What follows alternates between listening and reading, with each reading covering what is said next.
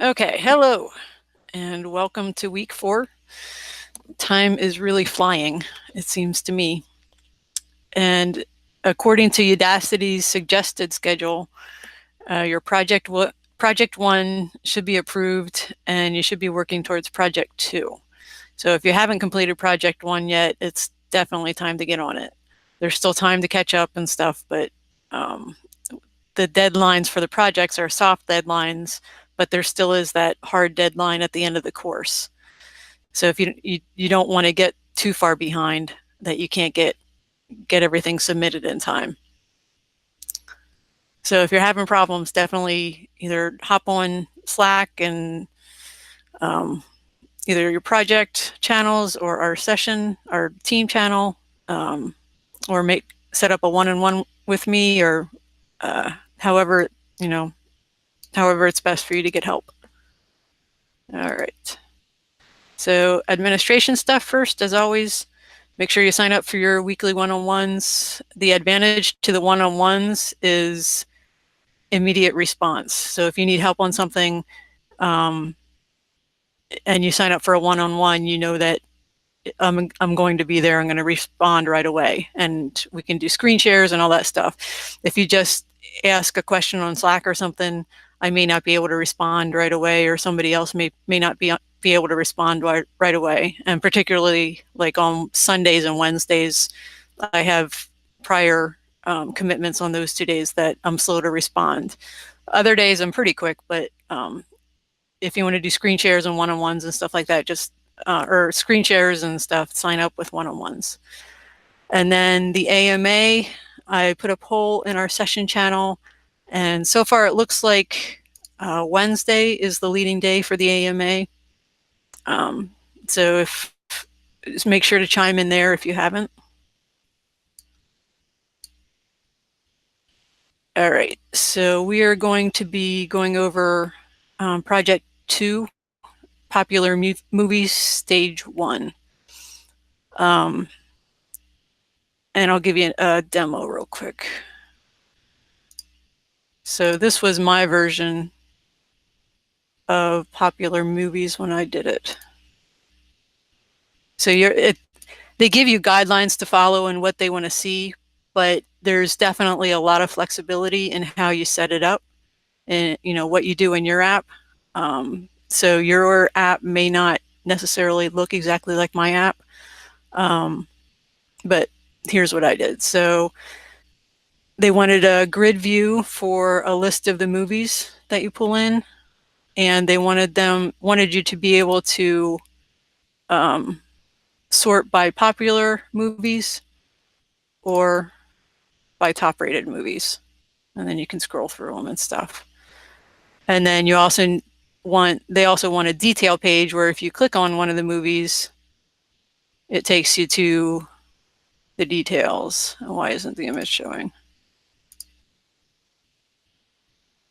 There's supposed to be an image there.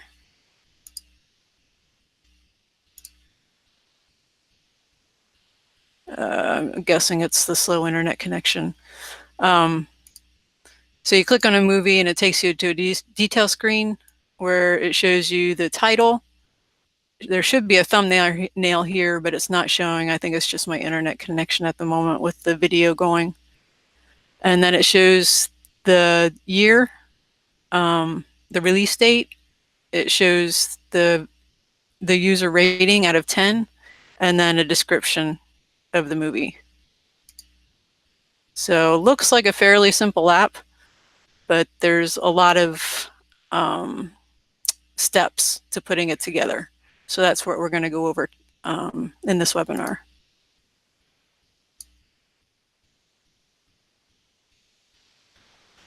So here's a basic rundown of what it took. First, you have to get your API key in order to use the movies database. And I'll break that down and I'll demonstrate how to get your API key. Then you need to get a list of movies from various endpoints, and I'll go over that more in depth. And then you'll need to parse the movie data that you get from those endpoints into a list of movie objects. And I'll go over that little more information, but not too in depth. Then you'll need to create your 2 activities and your 2 layouts for displaying the movie list and the movie detail screens. And then you'll need to populate that movie list and the movie detail screens with the information that you parsed from number 3. And then you'll need to do your click handling in the recycler view so that you can open the detail view for the movie that was clicked on. And when you do that, you'll need to pass the movie details from the list activity to the detail activity. So a lot of pieces to that. So let's go through creating an account. So they give you the sign up page in there. Udacity gives you the implementation guide. And under their API hints, it tells you if you don't have an account with movie.org or themoviedb.org, you can create one. So this link takes you to here and you create an account. And then once you create an account, you'll get an email where you'll have to verify, your email address, and you click on a link in the email. That'll verify your account, and then you log in. And when you log in, you'll see this screen, and then you'll need to click on this is an avatar. I don't have an avatar set up, so it's just a generic round image. Click on your avatar, click on settings, and that'll take you to your account settings page. And then if you click on the API link, it'll take you through a process to request an API key. So click here, and you want a developer key, and approve. And I don't know how far I'm going to get into this. Yeah. Application name, whatever you named it, popular movies, stage 1, whatever. Application URL, that's typically like the package name from your app, but backwards. Like if your package name is com.example.popularmovies, it would be popularmovies.example.com. And then a little summary, and then your personal information, and submit. And then you'll get like I don't remember how many characters it is like a 16-character API key that you need to save and use in the app, which I'll go over more. So that takes us through getting our API key. And then we have our endpoints to figure out. And an endpoint is just a URL where you get the data from. So in our API hints, it tells us in order to request popular movies, you'll want to request data from, it gives us our 2 endpoints, movie popular and movie top rated endpoints. And then it gives us an example of that using the movie/popular. So it's api.themoviedb.org version 3 / our endpoint movie popular. And then we need to append our API key onto the end of that. So let's try it.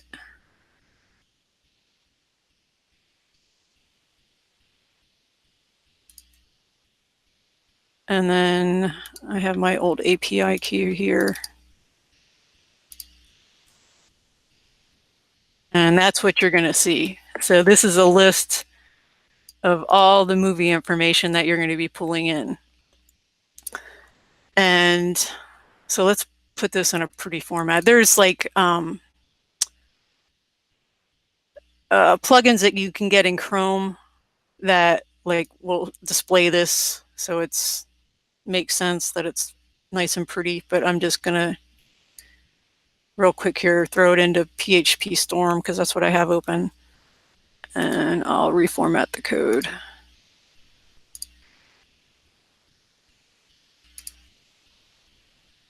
So if we look at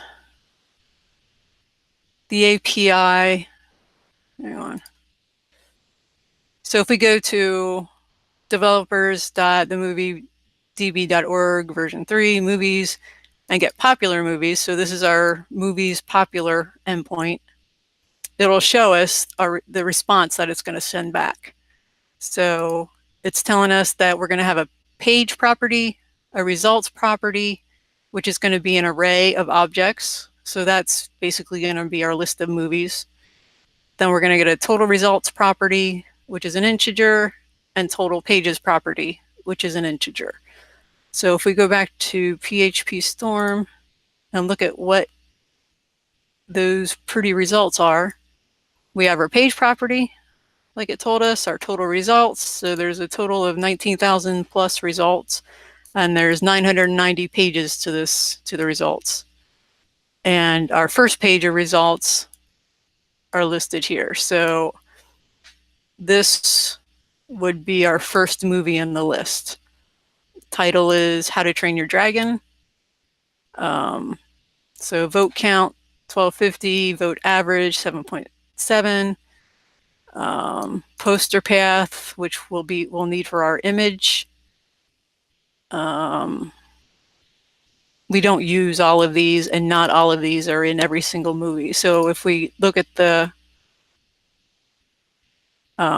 in the results, we can see that all of these are optional. So not every movie will have these. So it's a good idea to test to make, like when you're using them, when you're showing them on the screen, it's a good idea to test whether they're there or not, just in case they're not. So there's our release date, all that stuff. So that's the one endpoint that we got. Then we have so that's the popular movies endpoint. Then we have the top rated endpoint, which is pretty much the same information. We have our page, property, total results, total pages, and then our list of movies. And then our third endpoint that we're going to end up using, it gives us information on how to build the URL for that endpoint. So in our app, we have all these images, and it's just giving us, so this is what it gives us for our image. So it's like, yeah, what do we do with that? And it tells us what we do with that. So here it shows us what it gives us. It tells us the base URL. So we have to assemble the URL. This is the base URL that we start with. And then you'll need to add a size to it. So depending on what size you use in your app, obviously we probably don't want to use the width 780 if we're going to be putting it in a phone.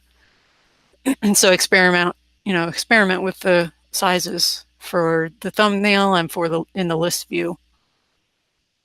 So then when you combine, and then the third part is the piece that you get from that list of movies. So combining all three parts, we have to make a call to this URL to get that image. And we do that using Picasso or Glide, which I'll get to in a minute. So we have our endpoints. What do we do with all this that we get from that endpoint? First, we have to write code to pull that data into our app. And you can see an example of this in the Sunshine app, like that you worked through. I think it was through the Intense lesson. If you look through the code for Sunshine and you look in, which is it?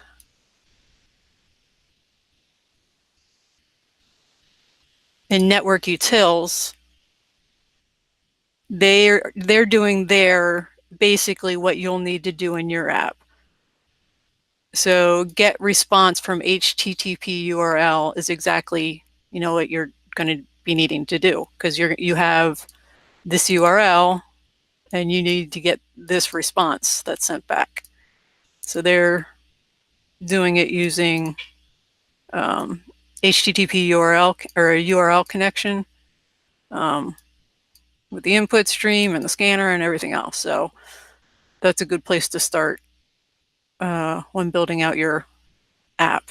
And there's no, I should have mentioned earlier, there's no starter code for this app. You're building it from scratch. You're creating the project from scratch. You're assembling all the pieces. So no starter code. All right, so we pull the data from the endpoint, and then we need to write code to parse that JSON list of movies. And this you did some of in the sandwich app. You were given that list of that list of sandwiches, and you needed to parse the JSON. You're going to be doing the same thing here. And Sunshine also has another example of that if you need it in open weather JSON utils. So the JSON string is sent into the method. So that's basically this response.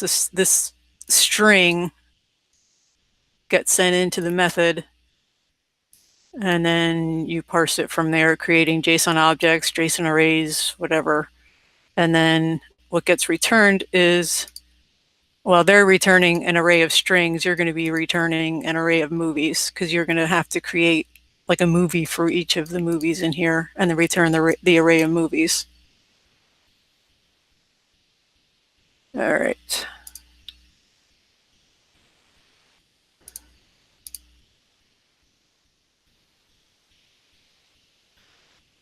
Okay, and then you'll need to create your activities and layouts, of which you'll have two. You'll have the list screen, which is a recycler view.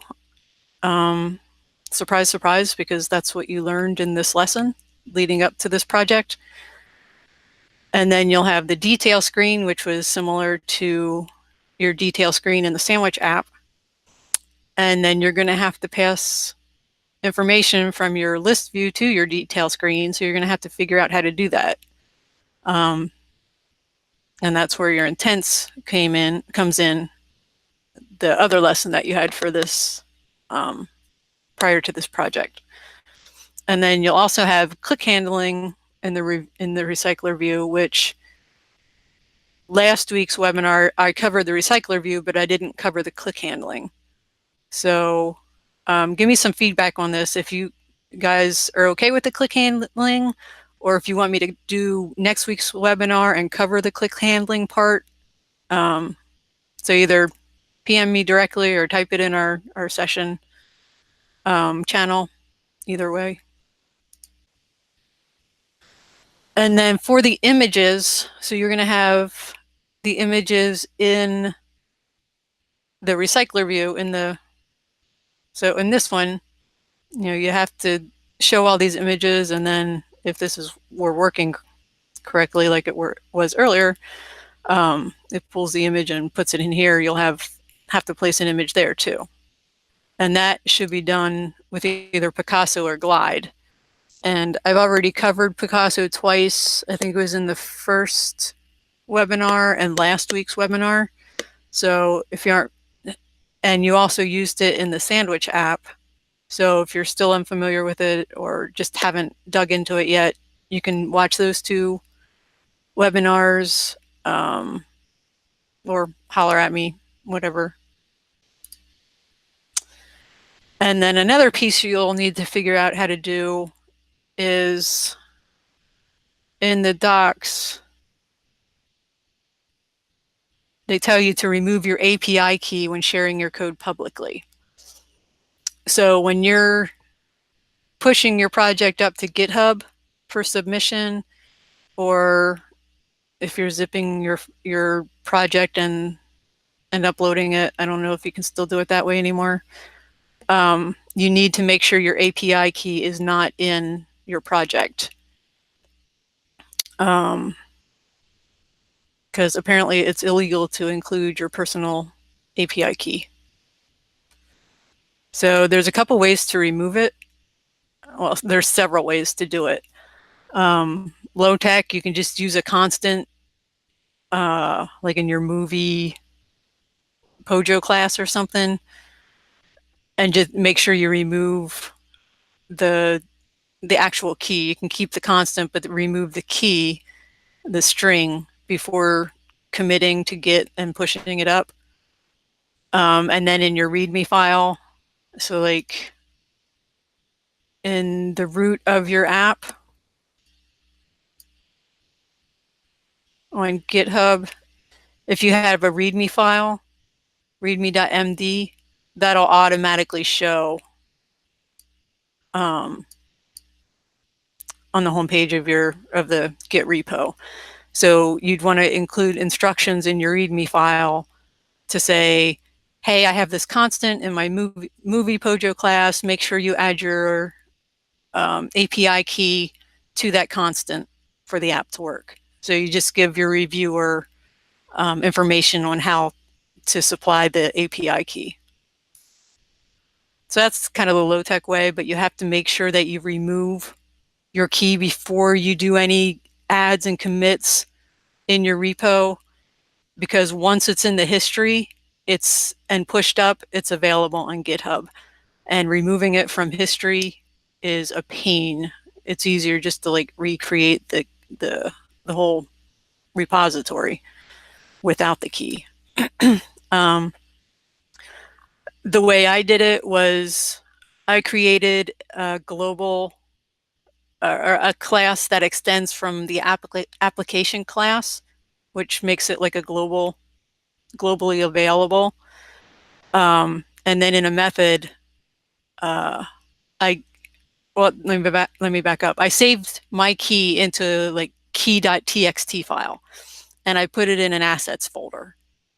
And then in that method that I created in the application class, I get that key from the txt file from the assets folder. And then in my git ignore file, I make sure that I exclude that assets folder from being saved to Git. So anytime you do git add or git commit, it won't commit that assets or that file in that assets folder. So that's just a little more fail-proof. Oops. So, and there's other ways of doing it too. You can do some research and whatever works for you. If you want to use it as a learning experience, there's research it and stuff. So that is everything that I have for this week. Again, give me feedback on whether you want more information on click handling and recycler reviews or not for next week. Next week's topic is more based on questions and stuff that people ask in the next week between now and next week's webinar. I'll go over responses to specific questions that people have asked. So tips, hints, and things to watch out for in the project too will be next week's topic. So if anybody has any questions, go ahead and unmute yourself.